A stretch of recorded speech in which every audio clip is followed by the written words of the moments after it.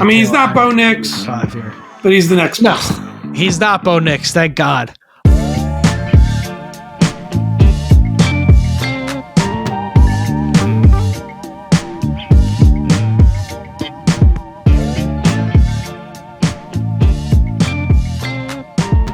Pop, what's going on, man? Son. Man, what a beautiful day Sundays are. You ever realize just the way the sun shines and the birds chirp on a Sunday, man? It's beautiful. It was a relaxing day, you know. Yeah. Didn't have to watch our boys, which I missed to a degree. But then I got home. I started breaking down the playoff possibilities. Got a little nervous. Well, here's the thing, man, is like, so selfishly, right? And it's different for us. I know a lot of you guys are just fans at home, but as Commanders content creators, the way that we are, Sunday is like you lose 6 hours of the day between watching the game, prepping for the pod, doing the pod, editing the pod, recording it.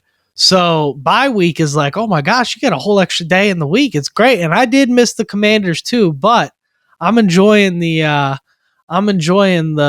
time off as well. I think it was a good break. And it's hard to have a bad day when I'm in California, but it's 70 degrees, it's sunny in the middle of December. It's hard to have a bad day. It was mid-60s here. Yeah, it's hard. We had all the windows open, fans going, getting the fresh air in the house. It's beautiful. Vibes are high around here. But we are back, guys, with our bye week season review. Vibe checks. Obviously, our vibes are high. We're going to do Commanders vibes. We're going to talk about where we're at 8-5. To kind of take a moment to just zoom out a little bit. We're going to go all around the NFL, talk about some of the results from today, how that might impact our playoff picture, and then we're going to detail the playoff picture as well as you're going to get your playoff predictions. So that'll be a lot of fun. And then you're going to get some awards later on in the episode. So you guys always are used to getting your awards on Monday morning. You're going to get your awards. It's going to be our bye week.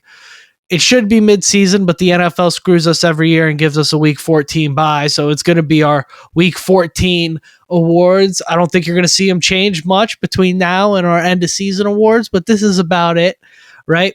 We're going to give that. And then on Thursday, as usual, you guys are going to get our pregame podcast and our week 15 picks. And spoiler alert, that'll be the last cross-country podcast the boys do for 2025. How about that? I like that. Good to be back, man. Good to be back. The boy will be in the DMV. Much needed break. Celebrating some prosperity over here, and good to just enjoy some time with family. This is the best time of the year for that. Let's get into it, man. We've been almost 3 minutes without talking football. I know that one commentator from a few months ago is probably foaming at the mouth right now. But let's get into it. It is Commanders are 8-5. So, wow, everybody in that Commanders building, we're hoping, is only thinking about this Sunday against New Orleans. We're going to peek ahead a little bit. We're going to look further. We're going to look back as well. But we're going to look a little further ahead, see what we got. Obviously, we got at New Orleans next week. Then we've got the Eagles, Falcons at home. And then we're at the Cowboys to go. That Saints game is going to be huge coming out of the bye week. But Pop, overall, I've set it all up. Where are your vibes at? How are we feeling about these Commanders at 8-5? Vibes are good. I mean, I agree with what you said about the bye week. The bye week coming in week 14, but I think it kind of works out. I mean, you know, you take 8-5 for sure at this point in the season, and now we get a rest for this stretch run, and we're going to get into it in terms of the standings and the playoff picture. But we need to. I mean, I think we need minimum two. I'd like to see 3 wins out of these last 4 games. Yeah. And this Saints game is so big because you just can't afford to drop that one. And then you got the Eagles next. That could spell disaster. That could have us on the outside looking in at a playoff spot with 2 games to go. So we gotta take care of business against the Saints. We can't let it be another Cowboys letdown game. I'm already nervous. Yeah. Already juiced for that one. I think the bye week's over. It's officially over. It's time to get locked in. Yes, sir. For the rest of the way here. Time to lock it down, but you gotta look back a little bit at the bye week, and I think you say 8-5 with the bye week, with these 4 games, the way the season has kind of shaken out and the way the schedule has shaken out, you've got to be feeling really good, man. I mean, we're way ahead of schedule on the rebuild. Obviously, some of that is Adam Peters just doing a great job of plugging holes in the ship quickly. And some of that is long-term pieces that he's brought in that we're starting to build around. Those guys will get highlighted in our awards later. But you got to give a shout out to Peters, Dan Quinn, Cliff Kingsbury, and Joe Witt Jr., and the whole rest of the staff. I mean, Anthony Lynn, Brian Johnson, everyone down to the equipment manager, as Giannis Antetokounmpo would like to say. You got to give a shout out to everybody for turning around this operation. I mean, you've got the most roster turnover in the NFL. You've got a rookie quarterback. You've got like 8 new starters on defense, something like that. And somehow at the bye week, you've got the 4th ranked offense in the league and the 15th ranked defense in the league. So this is always what we've said. We've been saying this for years now on the pod. If you've got a top 5 offense and a top half of the league defense, you've got a chance against just about any team in the NFL. And that's exactly where we're sitting right now. So you've got to just be thrilled with how the first... You didn't love that 3-game losing streak. You knew there was going to be a slide. But I think if those 3 games got kind of interspersed a little bit more throughout the season rather than them all happening at the time that they happened, I think you're looking at 8-5, you wouldn't be sweating it at all. It's just coming off that 7-2 start, landing at 8-5. There's still a little bit of doubt in the air, but that Titans win really sealed the good vibes for the bye week. And like Pop said, I mean, this Saints game is huge, and good news for that Saints game for Commanders fans.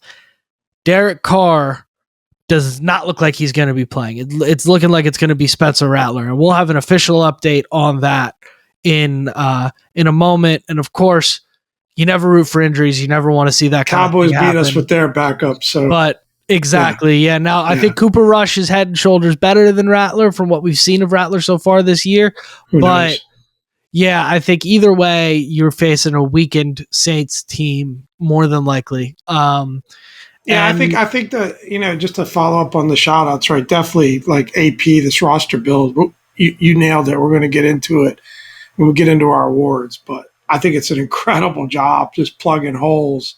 It's like a patchwork situation, and it's amazing what he was able to do. And the fact that it was the start of, you're starting to see players that want to come here because of AP, because of DQ, because of Cliff. So, I mean, that was just an amazing job in turning over the roster. I think another point, people point to the weak schedule. Like, that's not, the haters love to talk about that. But let's not forget, I mean, we were 4-13. We were the doormat. We were the team that everybody was supposed to beat. And how many blowouts have we had? How many times have we just wrecked a team that we were heavily favored against? I really look at it as, and I agree your point, the 3-game losing streak kind of gives you a bit of pause. But I think what should build confidence, the counterpoint to that, is that I think there's only really been one dud in this season so far, and that's Cowboys game. Yeah. That was a dud. There's no dancing around that, right? Yeah. And even that, we tried to make a bit of a run. But, every other game that we lost, there was a couple that we won that could have gone the other way, but I mean, I think overall you've got to be encouraged by the offensive performance. We're favored in 3. We should be favored in 3 of those 4 games. So, but I'm nervous. I'm going to be nervous. Got to take care of the Saints.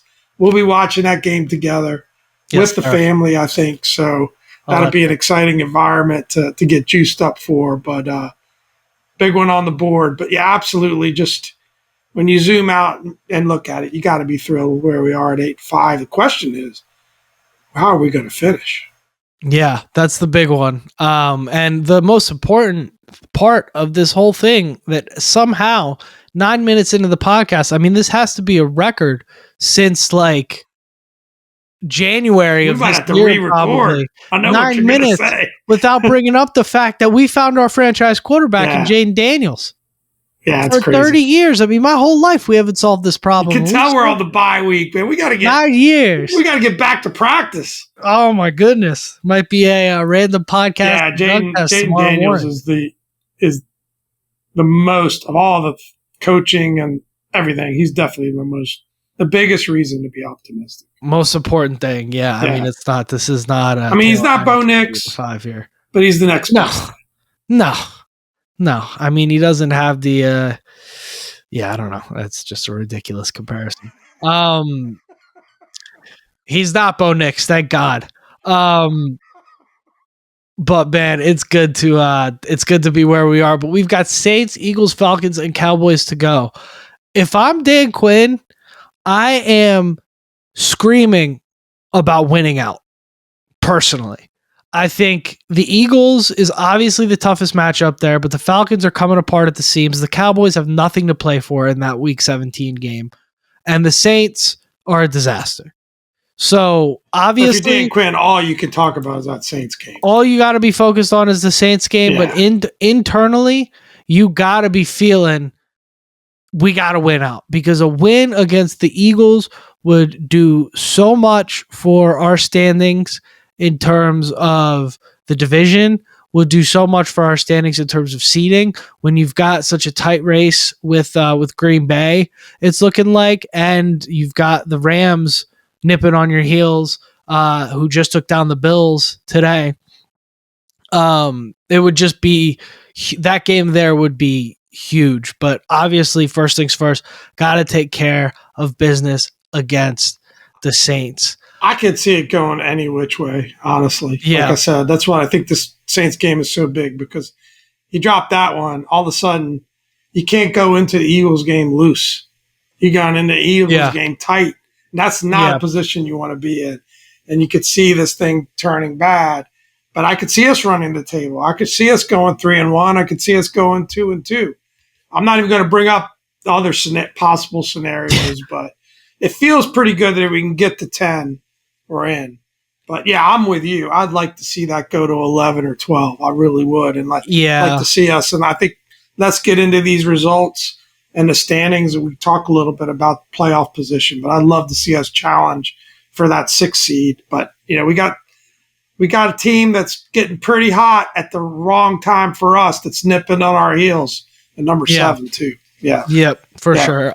So quickly around the NFL today, Eagles tried their hardest to lose that game to Carolina today, and somehow they've got that Chiefs evil voodoo magic going on there up in Philly. Somehow Xavier Legette just kind of double clutches that catch, drops it.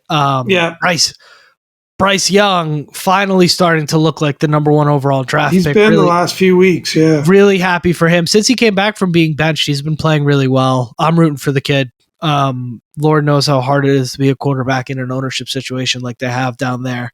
But Eagles barely squeezed by the Panthers 22-16. Bucks beat the Raiders pretty bad, 28-13. It was good for me in fantasy, bad for the Commanders in real life. Vikings over the Falcons in Minnesota.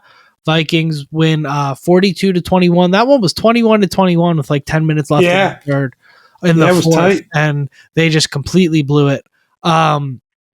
Seahawks whooped up on Arizona 30-18, which is big for that division picture. Not the result you're hoping for if you're a Commanders fan there, but I guess kind of good. I disagree with that. I actually think that was a good result.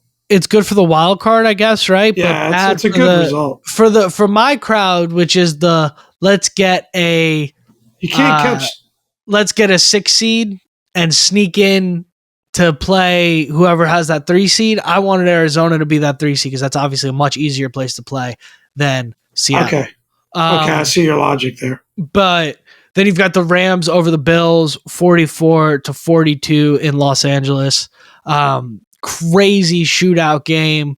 Rams are right on our heels. Josh Allen had 51 fantasy points in that game. Just ridiculous. I'm not sure if you've heard anything related to how we shape up against the Rams in the tiebreak. No, I don't know. Yeah. I don't know. I mean, that's probably too early to tell because we have 2 division games left. Yeah. And I'm sure they have a couple left as well. But yeah, you really hope that's not coming into conversation, but just rolling right into our playoff picture here. Obviously Lions right now at the 1 seed, Eagles at the 2 seed. Eagles 1 game back from that 1 seed. Number 3 as of today would be the Seahawks. Guess what the Seahawks record is, Pop? 8-5. Same record as the team talking about maybe they could squeak in, maybe they can't. Tough. That's the way things work, though. Got to take care of business in your division. Seahawks 8-5 at number 3. Bucks 7-6 at number 4. Vikings, at number 5 as of today, 11-2. Packers number 6, 9-4, and then Commanders 8-5 at number 7. So obviously, catching Green Bay is my priority here. Agreed. I don't want to think too much about the teams behind us. I want to think about how can we get to the teams in front of us. And for a second there, the Panthers were beating the Eagles and the Falcons had tied it up against the Vikings. And we're going, oh my God, this could be best case scenario. Neither of those games go your way. I think at this point, barring a complete collapse, somebody's going to have to get to that Eagles security guard that secretly coaches the team, Dom DeStefano. Somebody's going to have to get him off the sideline and have the Eagles just completely collapse to get to the division there. But I think that's pretty much done. So I think that the first tiebreak with the Rams going to be conference record. If I read my research right, we're 5-3 in the conference. They're 4-5. So, again, it's going to depend on how this plays out the rest of the way. But we do have, we do have an advantage against them, a game and a half advantage against them. Yeah, and we've got 4 in-conference games coming up. Yeah. So you go 2-2, which is the worst case scenario, and the Rams catch you. The Rams pretty much have to win out to get to 2-2. If you end up tied, you're ending up tied because I guess if we tied the Rams at 11-6, we would be 3-1 in the conference, so they don't catch us there. And then if we tie them at 10-7, we'd be 2-2. Being up 2 in the loss column. There. I don't know. The next tiebreak would be division record, probably. Yeah, let's not get too deep into it. But as of right now, we seem to have an advantage here. A lot of football left to be played. The most important thing to me is that the next tiebreak is 1 less percentage in common games. We're not going to be able to figure that out here. Yeah.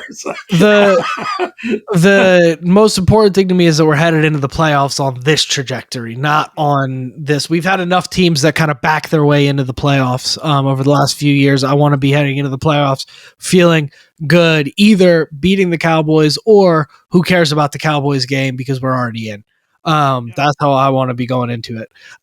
So AFC, real quick. Chiefs 1, Bills 2, Steelers 3, 4 Texans, 5 Chargers, 6 Ravens at 8-5, 7 Broncos at 8-5, and the next teams, Colts and Dolphins, are at 6-7. So AFC playoff pictures are a little more comfortable. Yeah. For the Chargers, Ravens, Broncos, looking pretty locked in. Maybe there. Some seeding that could fool around, but and I think the Bills, I actually didn't update that. They're 10-3 now. Yeah, 10-3. They're 10-3 now. Yeah. I don't think I read those records off. Yeah. Anyway, my bad. Yeah. Either way, it's I'll all do good. a better job paying attention. No, it's all good. A lot of noise going on here, but anyways, it's so obviously AFC is less relevant to us here as a Commanders Forward podcast, but so we all understand. Let's hit those final 4 predictions. So who do we think the championships are going to be, and who do we think that Super Bowl is going to be? And are we picking a Super Bowl winner too, Pop? Yeah. All right. I think so. And again, this will be super quick. We'll have our playoff pod, and we'll do our playoff bracket like we do every year and predict this once we know who's actually in. But real quick, I don't know. You want me to go first? Go ahead. I'm going to just rattle these off super quick. I think it's Lions, Eagles in the championship game for the NFC. I'll stay chalk there. I think it's Bills, Chiefs. And it looks more and more like Bills are going to have to go through the Chiefs with that loss today. That loss today was pretty surprising. Although Yeah. maybe not so much having to go to the West Coast after a Monday night game or Sunday night game. I can't remember at this point. But so I think I'm going to stick with Chiefs Bills in the championship game. There was an inkling for me to say it was going to be the Bills in the Super Bowl, but they're dropping that game today. It's tilted me a little bit more towards the Chiefs, so I won't be as bold. But the thing that I have, the vibe that I have, is that this is the Super Bowl year for Detroit Lions. I just have that vibe watching that team. That's just that. You get that vibe watching the team, and you just see a special bunch and the way things are going with the coach. And they were knocking on the door last year, didn't quite get there. I think this is a Lions Super Bowl victory this year. That's my hot take. I like it. Now, I think I'm struggling because I guess we don't know what the seeding is in the NFC, so I could pull this out. I think it's Lions-Packers in the NFC in the championship game. It might not work out that way seeding-wise, but I'm going to go ahead and say don't worry about it. Yeah, it ends up being Lions. Yeah, we're going to do a more official one once the brackets come out. But Lions-Packers, I think, is the NFC championship game. I think that Green Bay team is so good. I think they're so underrated, really well coached. I love Jordan Love. And I think I just think that's a really good team. I think their defense is really good. And Detroit's obviously the best team in the NFL. And I think that would just be so fun.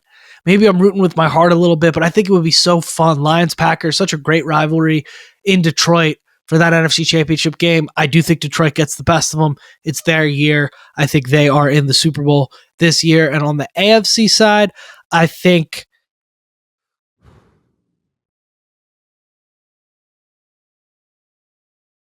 dead air. Bills. Good for podcast. Yeah, I know. I think it's a video platform. I went first. It's a video platform. I know. I my kids do this all the time in teaching. It drives me crazy. I'm gonna go Bills Steelers in the AFC. I think Pittsburgh's good, man. I think Pittsburgh's really good. I think Russ is playing really well right now. And I think ultimately the Bills will get the better of them just because, like I said, I think it's that time. But I think Pittsburgh, I'm not surprised if Pittsburgh wins the AFC. And depending on what the odds are, I might put a little sprinkle on that when I'm at home. I'll put money against you on that one. But anyway, who you got winning the Super Bowl, son? I got the Bills. I'm on pins and needles. All right. I got the Bills. It's Josh Allen's year. It's time. Could be. They've been rolling. This loss today set me back a bit. And they gave up a lot of points against the Rams. Yeah, McVay could score points like no other coach in the NFL, man, when he gets going. Back to what do you say? We get back to the Commanders and these awards, talk some ball, talk some Jaden Daniels. I'd say so, man. I'd say so. Yeah. The Jaden Daniels, I tell you what, if you bet the under on Jaden Daniels so far today, you've smashed it. You've smashed it. We got to do some work on this to get Vegas back on our side here. Offensively, we're going to do awards. Excuse me. I got a little ahead of myself there. We're going to do our bye week awards here. We're going to do them on offense and defense, sauce and helmet stickers, and then a couple shout outs as well. Let's get into it, man. Offensively, the sauce award, it can't be anybody else. There's just no other way. Jaden Daniels, slam dunk. He's 12th in the league in passing yards with 2,819. He's got almost a 70% completion percentage, which is nuts. 69.6% there, fourth in the NFL at that. 15 touchdowns, 6 interceptions, one of those coming off of a Hail Mary in the Dallas game, so whatever. 590 yards rushing, averaging 5.5 a clip on the ground, which is pretty crazy, especially considering most of those runs are scrambles. It's not a ton of design runs, which I like. 6 touchdowns on the ground as well. And then we are going to get right into our helmet stickers. After that, you've got Terry McLaurin, career year for Terry, 69 catches, 896 yards, 9 touchdowns. Brian Robinson, 640 yards, averaging 4.6 yards a carry, 8 touchdowns, only played 10 games. This would have easily been a 1,200-yard season for Brian Robinson. I predicted that in the beginning of the year, and obviously the injuries messed that up, but I think he would have got there. I think he'd be in the nobody's in that conversation with the way Saquon's playing this year, but in a normal year, I think he would be in the top 5-ish combo if he'd stayed healthy and Saquon didn't turn into Superman. Racking up touchdowns, that's for sure. Yeah, it's an automatic touchdown when you get inside of 3 yards. Who would have thought when you're in a 2-3 yard situation, you don't need to be in shotgun and go into empty sets? Crazy revelation the Commanders have had this year. And then the offensive line, all 5 of them get shout outs, and 6 too, because Lucas, in every opportunity to play, has balled. You found your left tackle of the future in Brandon Coleman. I think Nick Allegretti has been a great stopgap at left guard. I think you talk about considering extending him depending on what the market looks like. Tyler Biadasz, stud center. Sam Cosmi, worth every penny of that extension, has been phenomenal. Top 5 player offensively on the team every single week. And you've got at right tackle Andrew Wiley, who's probably most improved from last year. Has turned it around a ton. Looks like a completely new player. And that swing tackle Cornelius Lucas, man, is getting it done when you need him. When you need him at right tackle, he's been great. He's phenomenal at right tackle last week. When you need him at left tackle, he's been more than serviceable and solid. He's been just as key of a piece as the other 5 guys, in my opinion. And Zach Ertz, second in the team in catches, 4 touchdowns, and Austin Eckler also garnering shout-outs here from Pop. Pop, I just talked a lot. I need a break. Tell the people how you're feeling about these awards, man. Well, yeah, it all starts with Jaden Daniels, right? Number 5. I mean, he's what gives you confidence. He's what gives you the most confidence that we can get it going in this stretch run, and pick up the wins that we need to get that 11 or 12 mark, which was where we've set the bar. He's just phenomenal. I think we got to look at that total yard situation and total touchdown situation where it comes to Jaden. I don't know where that ranks, but I'd imagine it's even quite a bit higher than 12th if you total everything up. Terry, I love Terry. Everybody who listens to this podcast and listens to me knows he's just, I feel like he's been so underrated as a wide receiver in this league. Just, do what he's done with the quarterback play that he's had the last many years. And then, he's well on his way to a career year in terms of both yards and touchdowns, which is incredible. Let's just hope he stays healthy. That's the most important thing for down the stretch, that the team stays healthy and these key players stay healthy. He talked about B-Rob. I mean, I think I won't go through one by one. Those are my main comments there. But you just see, Jaden's new, that offensive line, so many new players there. You got three new players with Brandon Coleman there. Zach Ertz, bringing Zach in, bringing Austin in. So many of these guys, and you get to defense. I mean, just about everyone we're going to name on defense. Actually, I think everyone we're going to name on defense is new to this roster. So just an incredible job by, AP in building the roster. Obviously, DQ and the coaching staff. I mean, Cliff has been absolutely cooking. I think that, the defense is Joe Wood Jr. is getting the defense to play better and better every game. You can clearly see that they have a problem sustaining. But I think we got a certain cornerback coming back that should really help that defense out. Let's hope if he can stay on the field and stay healthy. So, yeah. Forgot we had him, man. That's pretty sweet. That's pretty Lattimore. Sweet. That's going to be awesome. Real star cornerback coming back to this defense. But let's get right into it, man. Pop set me up beautifully for the Defensive Sauce Award here. It reads Fanky Luvu, but I'm going to go with Frankie Luvu here. Pop forgot the R. Never had a typo. It just looks so funny without the R. That's just a particularly funny. There's probably 300 words on this thing, and I misspelled one. Come on.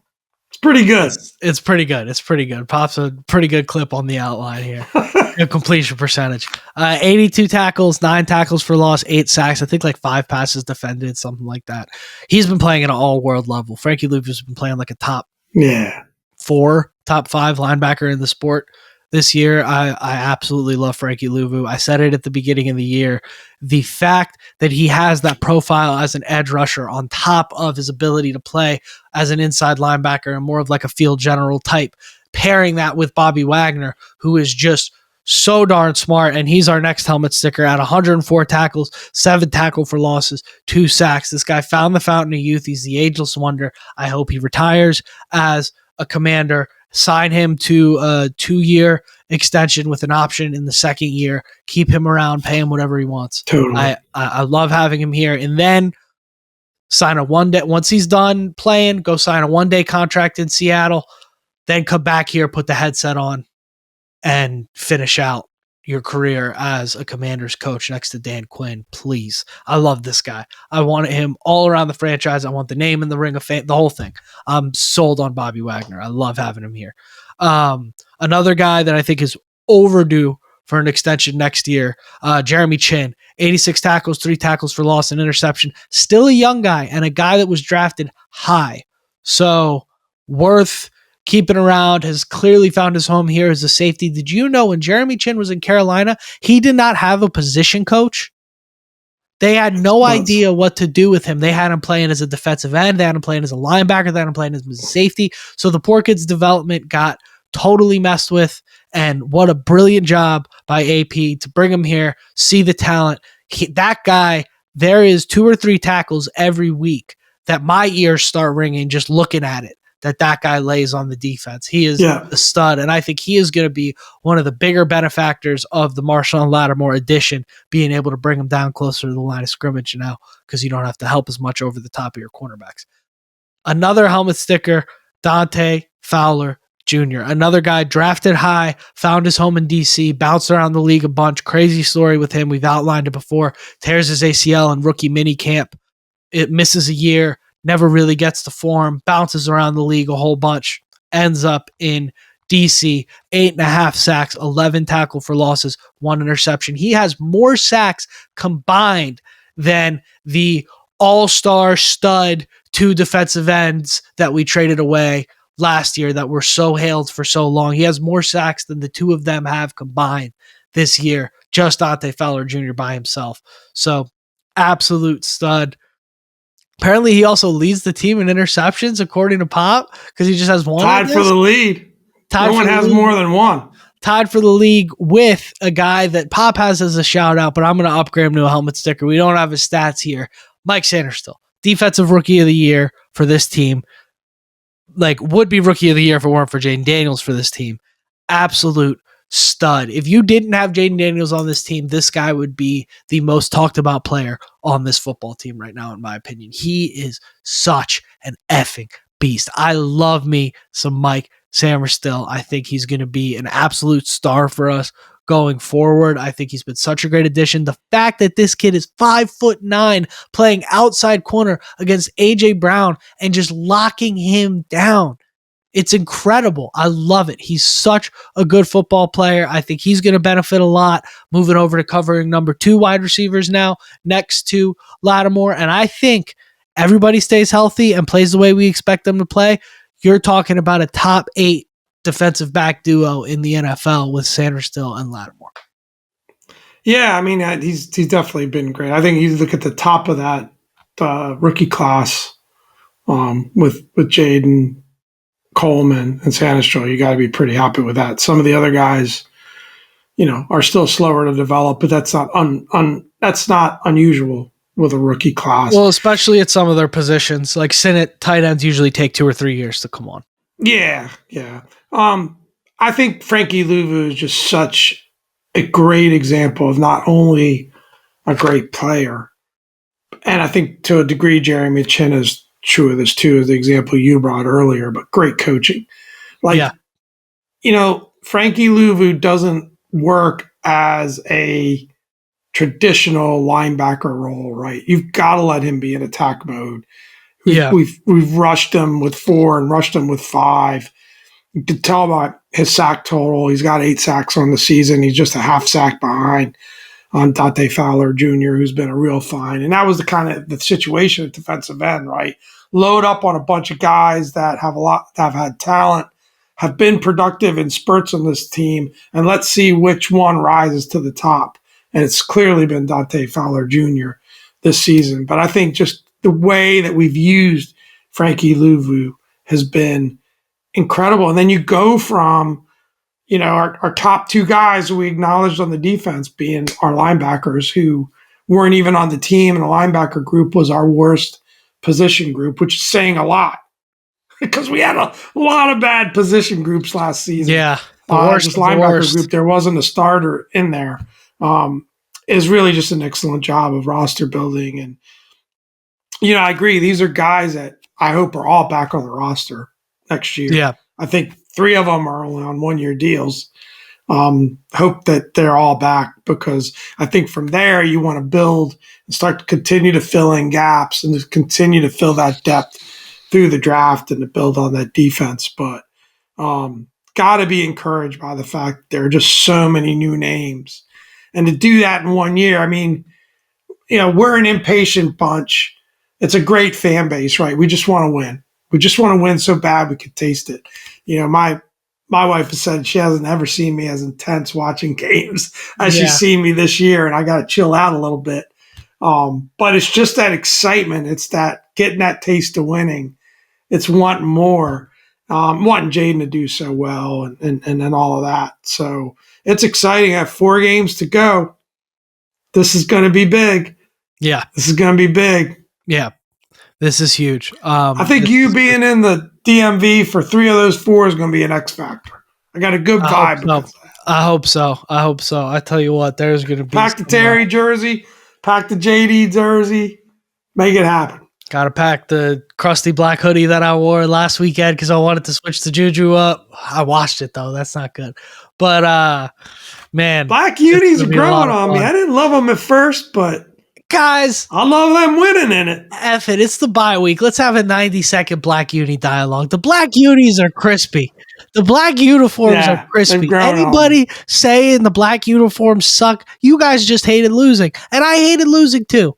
I did. I really hated losing. But the black uniforms are crispy. They just got introduced at the wrong time. We're 2-0 in the black uniforms. I think we should wear them in the playoffs, personally. I don't know if we will, but I think we should wear them in the playoffs if we get the opportunity. If we go into Seattle and they wear white, or if we go into Philly and they wear white, I think we should wear black. I think I tell you, at the bring end something out of the team. I'm not much of a uniform, and I'm the old guy here. I'm not much of a uniform guy. I'm not much of a name guy. I just want to win.